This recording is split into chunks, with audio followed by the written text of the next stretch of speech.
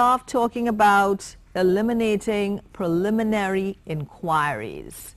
This morning to discuss it with us, I have Mr. Subhas Panday, attorney at law and former minister in the Ministry of National Security. So good morning. Welcome to Good Morning Trinidad. Good morning. So glad to have you with us. And good morning to all your viewers. Thank you so much for being here. Tell us, Mr. Panday, what exactly, for people who may not be too clear on it, what exactly is a preliminary inquiry? A preliminary inquiry is exactly what it says, an inquiry which takes place when you have an indictable, when there's an indictable matter. You go before the magistrate, he sifts the evidence to determine admissibility, and after that he commits you to stand trial at the assizes.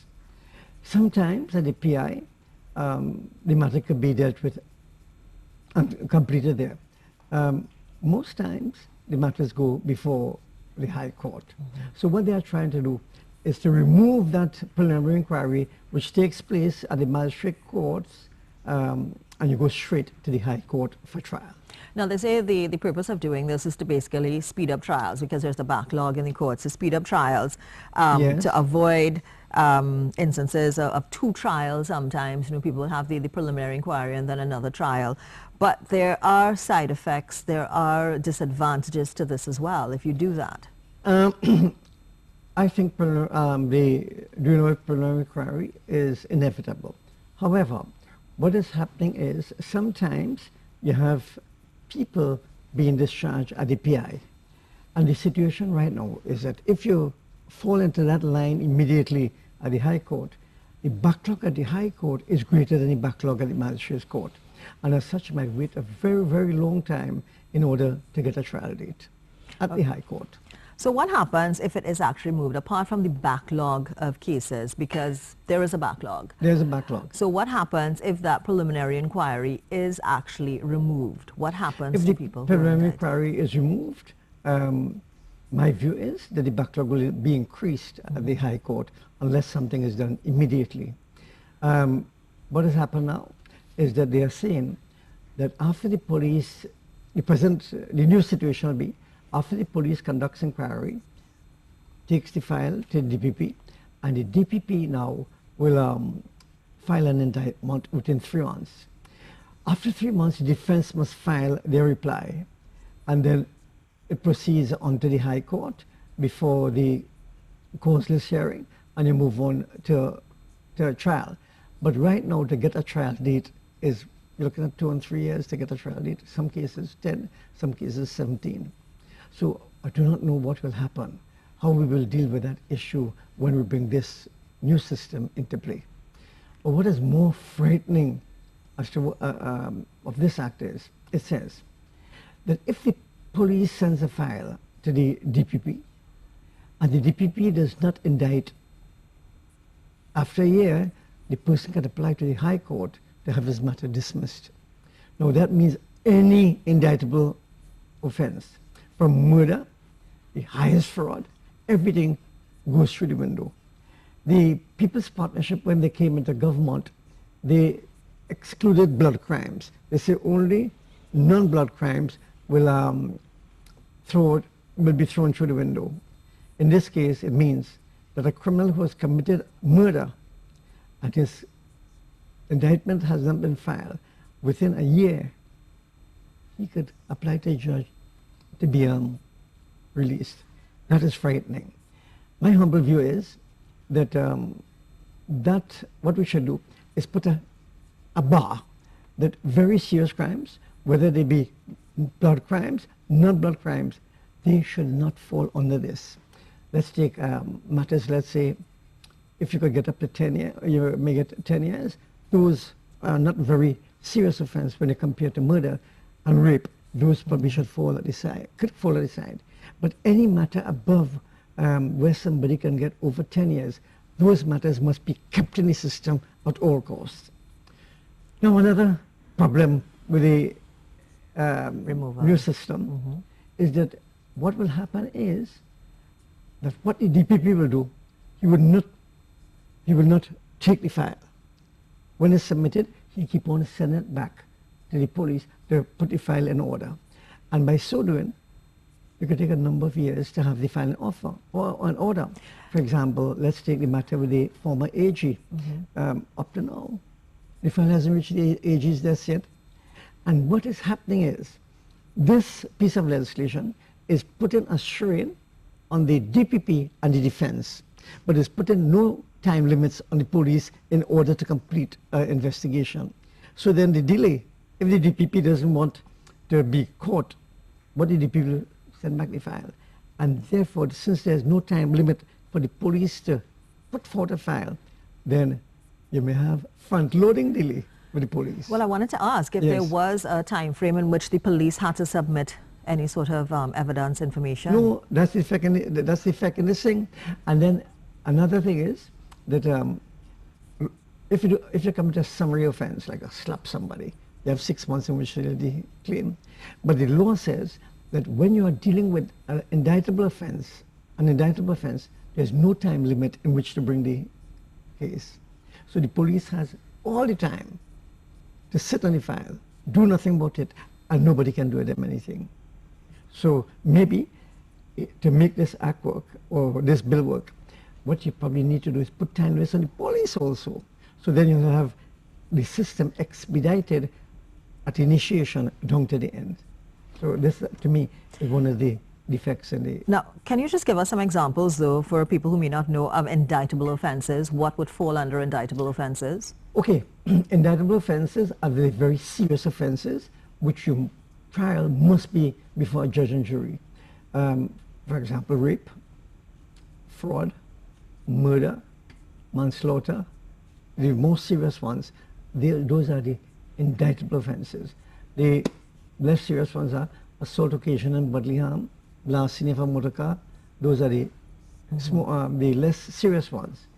They could be tried either by a judge or by a magistrate. And my view is a way to save money. What they should do really, apart from bringing these matters, these indictable offences, straight to the High Court, what they probably could do is expand the jurisdiction of the magistrate to do more serious offences. So the very, very serious ones will go to the High Court, and those indictable offences, what we should do, expand it. I think it's chapter 4, number 20, the second schedule, expand it so magistrate can take off the load from the High Court. And we'll be doing it saving money. Because in the High Court, we have the jury system. Yeah. To have this jury system, no matter complete, is probably could be completed within 2 or 3 weeks. Shortest matter. In the magistrate's court, there is no jury, so the magistrate could work faster. And therefore, one way to deal with the backlog in the justice system and to create a more efficient judicial system is to expand the power of the magistrate to take off the load from the High Court. Now, the thing is, we've come into the situation where there's a backlog of so many cases. How did we get here? How did that happen? I feel that over a period of time, there were more cases coming into the system than cases going out. It's like a bucket. A pipe is flowing heavy and has a little hole at the bottom, and with one drop coming out at a time. But why did that happen? Why weren't they dealt with at the point in time? Because of the amount of cases, the number of cases coming in. My view is that the court couldn't handle it. All of the cases? Yes, both High Court and Low Court.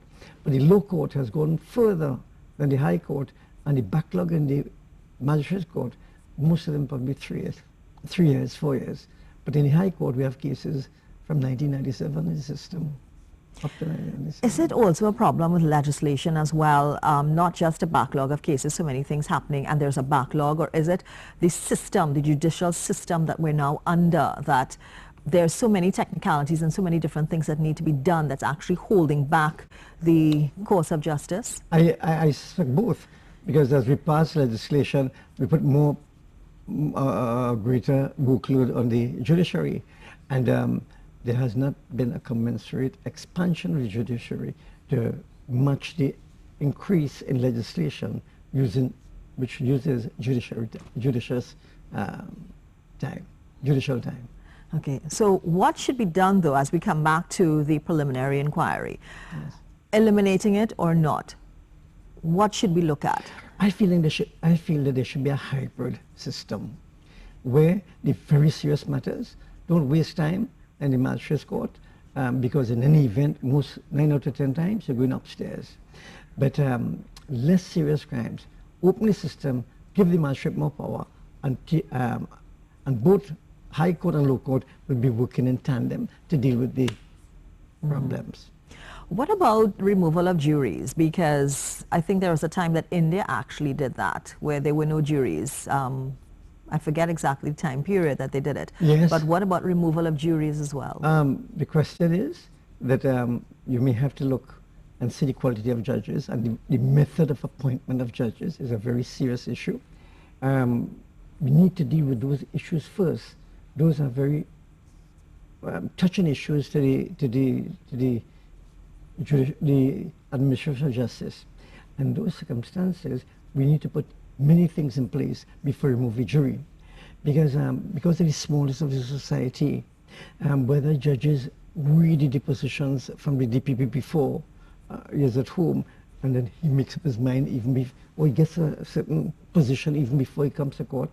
In the case of a jury comes in, he has nothing at all. And he's hearing this evidence for the first time, and being so fresh, my view is that in addition to the various experiences of the various persons in the jury, for example, say the jury age is about 40, 9 jurors, 360 years together, putting that together in order to come with a decision. When in the case of a judge, you have one person who knows the law and who, having read the law on paper, I don't see how he getting away. It's not that we cast aspersion on the judges, but my view, we must not sacrifice justice, right, at the altar of expediency. Yeah. That's my view. Okay, now there's another issue. You were talking about juries and that sort of thing. And the question just flew out of my head, actually. Yes. The overflow in prisons. We've got so many people right now in remand. And we were talking about their 3 months in which, for the preliminary inquiry, in which they have to basically get this information, and then what happens if it's not submitted after 3 months? And this is a big joke of this piece of legislation. It says that if you're granted bail and somebody takes a bail, and they could come to the court at any time and tell the court they suspect that you want to run away and withdraw your bail. What happened is, long ago, both the ability to vote and the ability to stand bail is a colonial hang-up.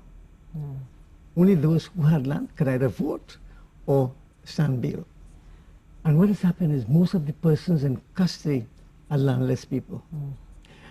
So therefore, the bail system is tilted in favor of the rich and the big criminals who have backlog. Hang on, are you saying that to be granted bail, it's whether you have land or what's the other option? Some magistrates give you cash bail, but that is not popular. Okay. So what has happened is, therefore, what has to happen? There's a legal system in the bail system, in that you pay a bailer to take a bail. Right. And he usually takes 10%. Right. So what has happened is, if the judge or the magistrate imposes a very high bail, they will go for that bail, 500,000, they'll make a $50,000. So what is happening is, if you have a fellow who gets a $20,000 for a minor offense, hear them, we are not dirtying our hands at all. No, we're not dirtying our deed with a small bail. So what you find happening is, the big criminals, well, professional criminals, could raise the bail with the conference on the outside. So they get bail. And the small man stays in jail. So we have a upsided system where those criminals who could go back outside and commit crimes, they get in bail. And the small fellow downstairs there who got a 20,000, he can raise bail and he stays there for years before his matter is heard. So what this is doing, this system here is not addressing that problem. And we had an opportunity to deal with the issue of bail here. But instead, what it is doing it is giving the professional bailer now the opportunity to throw you back in jail if you don't pay me enough. So say he gets a $50,000 and he pays you up to 45. I don't want to, you can't raise the rest. Don't want to judge it. Magistrate, I feel he wants to run away. And he throws him back in custody. His deed is now clean to take another bail. So what this bill is doing, it is perpetuating an illegality by giving the bailer an easy way out to withdraw his bail. So, and when I saw this, I thought that somebody didn't read or do not know the system. Or they're pretending that they don't know that most of the persons in jail, the big criminals, have no land, and they get people to bail them out to go back and commit crimes. That is why when they say, why are you giving this fella bail just to go back and commit crimes? I put a heavy bail on him. He get him bail easier because the bailer run into him. So what should be done then in the final? I mean, my view was that we should establish bail houses where they probably charge the person some to get bail, and then give them the power to monitor the person who has been bailed. For example, electronic monitoring by bracelets, so you can monitor every of his move, and in so doing... Well, that's supposed to be coming. Pardon? It's supposed to be coming. Yeah, and, but give it to the bail houses. Yeah. So what is happening is that they can monitor, they could pull you in, they could guide you as they want. So in such a case, we wouldn't have the opportunity to say, or they need to say, that when fellows are given bail, they're going back outside to commit crimes. All right, Mr. Panday, so Mr. Subhas Panday, thank you so much for talking to us and letting us know the implications of eliminating the preliminary inquiry in the judicial system. Of course, attorney at law and former minister in the Ministry of National Security, thank you so much.